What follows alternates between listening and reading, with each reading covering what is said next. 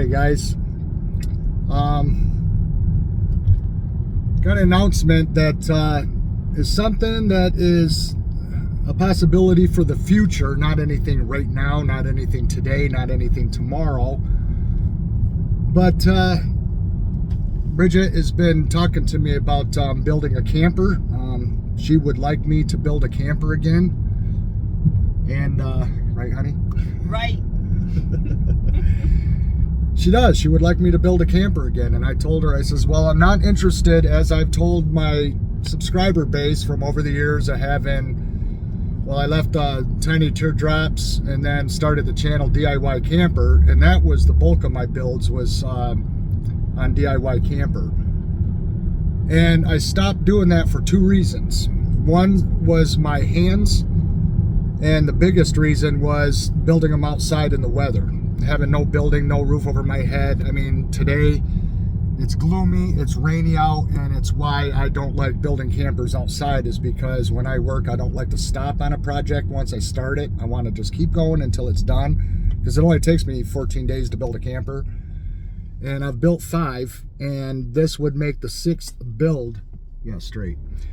And so I told her, I says, if we found a place that had a garage or some means to be under a roof, even if it was a pavilion, because I could always just staple up temporary clear plastic around a pavilion and build underneath that, but I need a roof. I need a roof over my head.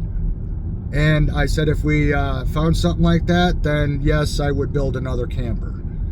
So it's going to depend on where we end up in the future. But she wants me to build another camper, and I told her I would like her to work on it with me and give me her input as far as a female's perspective, because it would even be interesting to build a camper that was more geared towards a female and have female touches put on it versus just, you know, as a guy building it based on what guys want in a camper, because I know what women want in a camper is much different than what a guy needs in a camper. But the fact that her and I would work on it together, stretch the time out, put a lot more thought into it and design, and it would be a fun project. And that way, if we were under a roof, it wouldn't matter if it was raining out, it wouldn't matter if it was snowing out, it wouldn't matter what the weather was. You know, we could still be working on it and stretch it over a longer period of time. So it is something that I would consider doing again, so long as I have a roof over my head. And we also discussed about building them on a regular basis and selling them, you know, like a small business on the side. I'd even considered that for as long as my hands will hold up, because right now I do need another surgery on this hand, because this finger, I can't straighten it. The Dupuytren's is getting really bad right there, and that's what makes it difficult to build stuff. But by stretching it out over a longer period of time, doing more videos on the build, explaining things more thoroughly instead of rushing to get it done because of the weather. I'll turn left up here. It would just be more pleasant to build one that way. So Bridgette does have a hitch on this car. This is her own personal car. It's got a 6-cylinder. That's what I've always towed all my camper builds with, was a 6-cylinder. And she's already got a hitch installed on this car, a 2-inch receiver. And this car would pull a camper no problem. It's kind of like an SUV, a crossover hatchback. And so we'd have to locate a frame, and then it would just be a matter of getting the materials, ordering the teardrop door online like I did before when I built my campers. And the nice thing about the teardrop doors now that they offer on the market versus the ones that were available to me the last time I got teardrop doors is now in the door casing itself, they actually have 2 doors to where you open up the main teardrop door and you have a screen door behind it. So you can fasten the outside door back and still have a screen door covering the opening like a regular camper, like a regular trailer that you'd buy at any dealership today. So that's kind of neat, because those doors weren't available to me back when I was building my teardrops. So that's the kind of door that I would put in it. And it would have the smoke glass slider windows, the 14x14 roof vented hatch, stuff like that. We turn right here. And I would probably most likely, just because my last bed riser design I think, in my opinion, over the 5 campers that I built, I think the last bed riser design was the best out of all the builds, because as I built my campers, I kept improving on them and coming up with better ideas and ways to do stuff.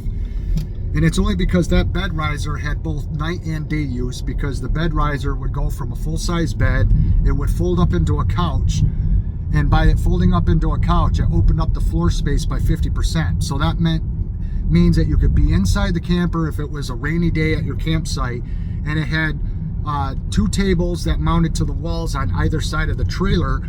So when you sat at the couch, you could work on a laptop, you could eat lunch, you could sit there and read a book, set stuff on the table like drinks and stuff like that. So that bed riser worked very well as a multi-use design, and I think that would be a good way to stick with that, because it's the best way to utilize the floor space with what you got to work with in a camper that is of that size. So I pretty much stick with that. I really have given it a lot of thought over the years, and I really don't see any way to improve upon that, just because of the functionality of it and the fact that it opens up floor space for when you're inside of it during the daytime. So I'd probably continue that same type of style. However, the body style could be different, the type of windows in it could be different, the door would definitely be different, because they offer them with a screen door now, which are very cool. Of course, you know, everything costs more now than it did back when I built them. To build the same kind of camper, we turn off down here, the same kind of camper that I sold, the last one that I built, and I'll throw a picture in here of it. To build that camper back in those days, it was $1,500, and that was everything. That was the frame, the wood, the aluminum, the undercoating, the windows, the doors, the interior carpet, the screws, the glue, everything. Everything from beginning to finished product was $1,500. To build that same exact camper today, because of the price of materials that have gone up during COVID, and now with this crappy economy, it's double. It would cost me $3,000 to build that same unit. Not to mention the doors have gone up, the windows have gone up, because of the popularity of a lot of people building these small campers because of the pull on YouTube. So it's something that is still in demand, and the people that sell the windows and doors know this. It's no secret to them. So they're also jacking the prices up. So it would cost me twice as much.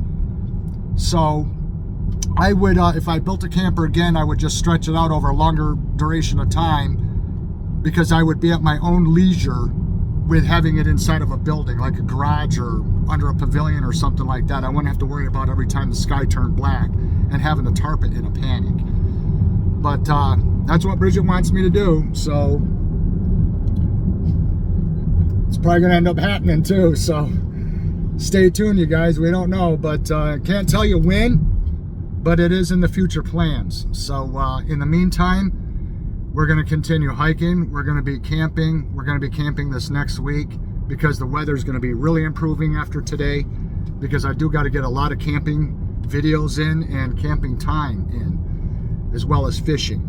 So can't forget that either, because last year my fishing license kind of went to waste. I only went one time on that license, and now I got a license this year.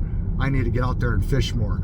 But I've also been finding hikes that have fishing while on the hike, so I can add my rod and reel to my pack for when I go into the woods. While I'm there hiking, I can stop and I can fish and do videos of that as well. So it's kind of a 2-for-1 thing. So there will be videos of that coming.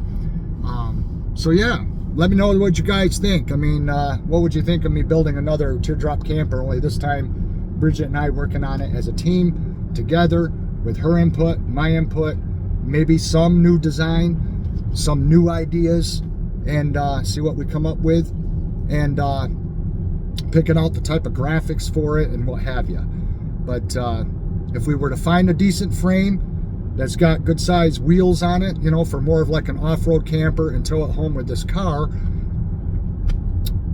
then the build can begin. Because I do have the money to build it. I do have the money that it would take to build it and finish it and take it for the first time to the woods and go camping in it. And her and I test it out as far as how does it tow down the road? What's it like to sleep in it? You know, how is the overall feel of it? And that. So anyway, with that said, I don't want to make the video too long. Let me know what you guys think, but that's what Bridget wants me to do.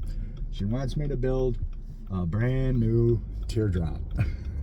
Thanks for watching, you guys. We'll see you again in the next one. Bye-bye.